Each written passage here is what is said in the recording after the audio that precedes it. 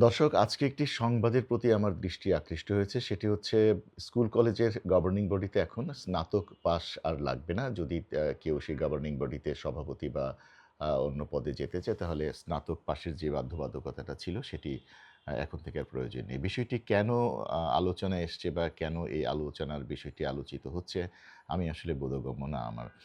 একটি কলেজ বা একটি স্কুলের গভর্নিং বডিতে যিনি চেয়ারম্যান হবেন বা ওটার দায়িত্বে যিনি যাবেন, তাকে তো অবশ্যই শিক্ষিত হতে হবে।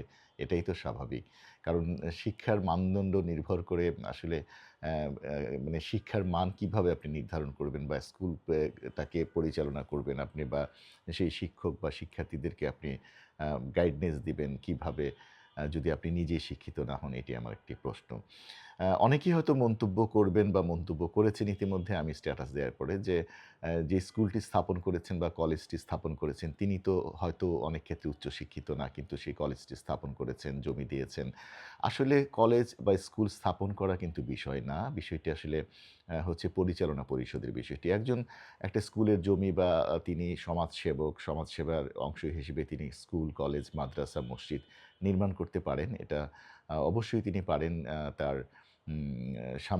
সামাজিকতার জন্যে তিনি দানশীল হওয়াতে বা আ মানে কি বলে দানের দিকে তার আগ্রহ থাকার কারণে তিনি হয়তো অ্যা সমাজের উন্নয়নের জন্য এই বিশাল ভূমিকাটি রাখতে পারেন। কিন্তু আম একটি স্কুল বা কলেজের পরিচালনা পরিষদে একজন শিক্ষিত লোক আসবেন, এটাই আমরা আশা করি। আ যে কথাটা আমি বলতে চাই, যারা এই কথাগুলো বলে এটাকে মানে established করতে চান যে না শিক্ষিত হলেই যে আসলে এগুলোর সভাপতি বা বা পরিচালনা পরিষদে থাকতে হবে সেটাই মুখ্য বিষয় না। কারণ অনেক আম স্বশিক্ষিত জনেরাও আছেন যে অনেক জ্ঞান, বুদ্ধি বা বিচক্ষণতা রাখেন। হ্যাঁ, স্বীকার করছি। নির্দ্বিধায় আমি স্বীকার করি। অবশ্যই লেখাপড়াই সবকিছুর মানদণ্ড না বা মাপকাঠি না। তার বাইরেও অনেকে অ্যা উম আ মানে সমাজ উন্নয়নমূলক কাজ, রাষ্ট্রের বিভিন্ন কাজ অথবা আ চেয়ারম্যান, মেম্বার অথবা সংসদ সদস্য হতেই পারেন। খুব স্বাভাবিক। রাজনীতি এক জিনিস আর শিক্ষা আরেক জিনিস। কিন্তু শিক্ষিত লোকজন যদি রাজনীতিতে আসেন অথবা সমাজসেবায় আসেন অথবা বিভিন্ন আম উন্নয়নমূলক কর্মকাণ্ডে অংশগ্রহণ করেন, তাহলে কিন্তু আমার মনে হয় যে এটা একটি আম মানে আরো একটু সুন্দর ভূমিকা রাখবে।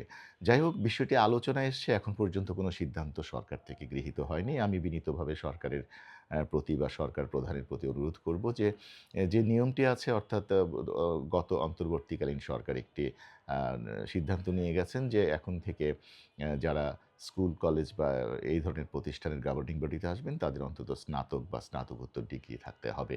বিষয়টি আমার কাছে অন্তত ভালো লেগেছে। তাই বিষয়টি যাতে চালিয়ে নেওয়া যায় বা এই নিয়মটি যাতে চালু করা যায় বা যে চালু নিয়মটি আছে এটা যাতে কন্টিনিউ করা যায়, এটা আপনারা বিষয়টি অবশ্যই ভেবে দেখবেন।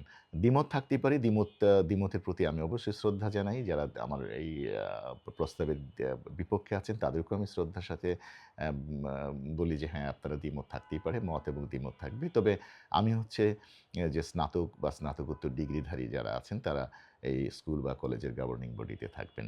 আশা করি আ ক্ষমাসুন্দর দৃষ্টিতে দেখবেন যদি আমি ভুল বলে থাকি। সবাই ভালো থাকবেন, সুন্দর থাকবেন, সুস্থ থাকবেন। পরবর্তী সময়ে কোনো নতুন বিষয় থাকলে আমি আপনাদের সামনে হাজির হব।